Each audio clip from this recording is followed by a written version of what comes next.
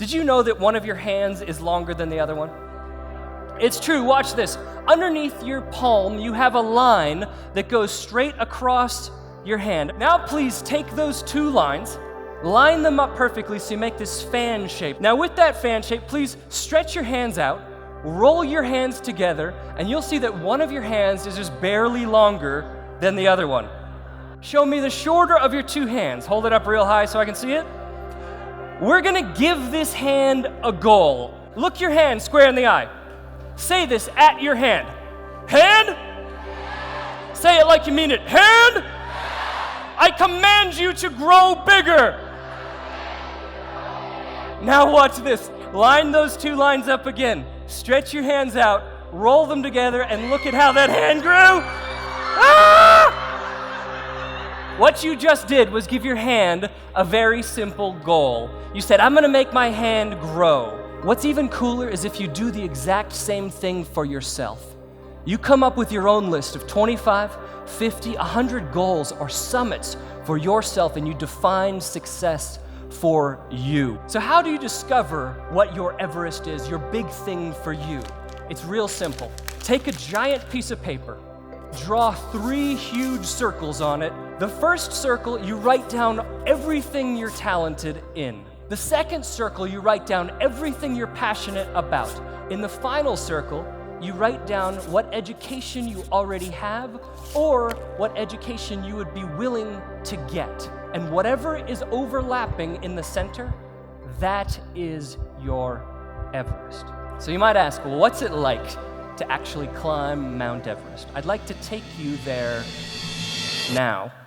If you look at the Statue of Liberty, it's one of the most recognized buildings on the planet, 305 feet tall. Now, if I exit out of this presentation and shrink that image down as small as I can get it, and then I stack 95.2 of those Statue of Liberties on top of each other, that gives us 29,035 feet above sea level, which is the height of Mount Everest. And there are only 8 ways to die on Everest.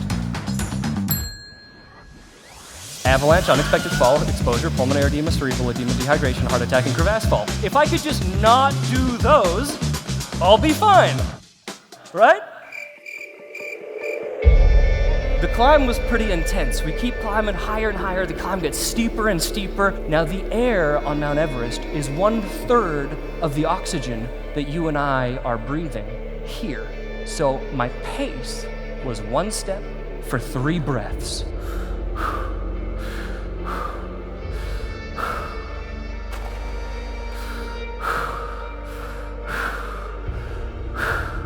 I thought, man, there's no way I'm gonna make it up to the summit. This is too slow. This is ridiculous.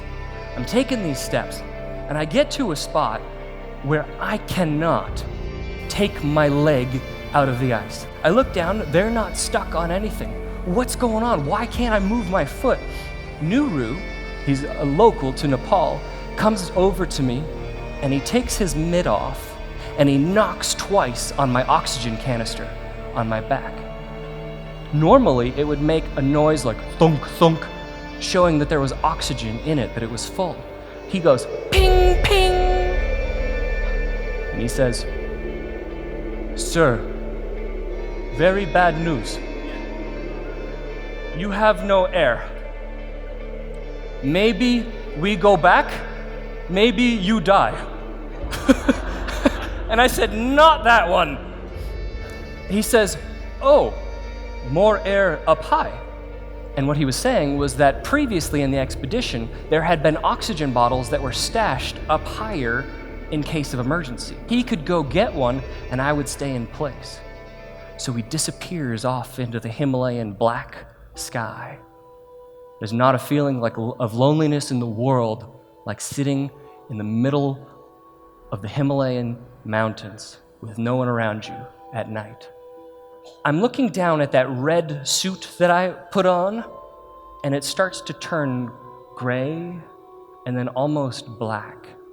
And I realized what's happening was my brain was shutting down. I was actively dying because of the lack of oxygen.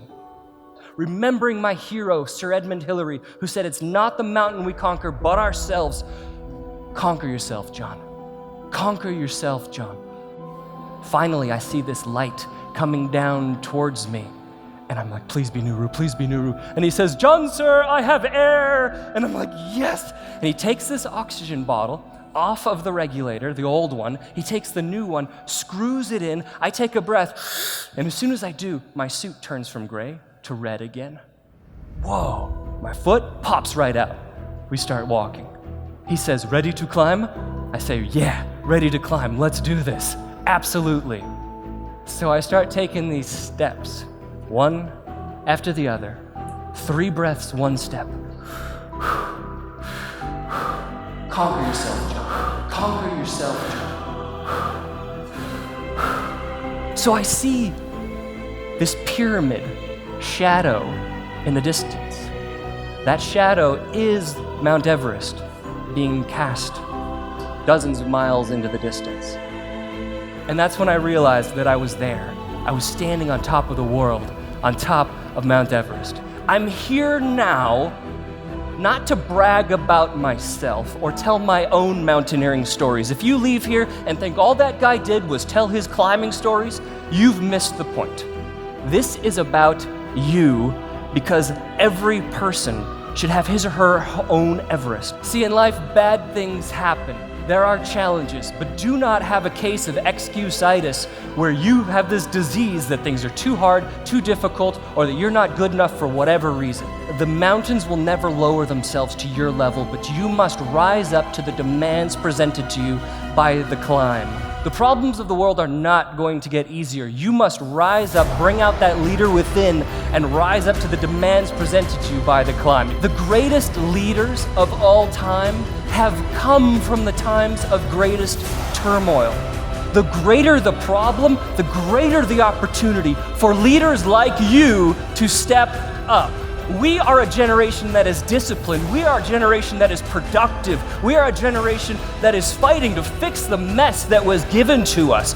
We are a generation that believes that this planet will not move forward unless we embrace kindness, compassion, and respect for all of life. It is a choice that you will make whether or not you will let that leader out.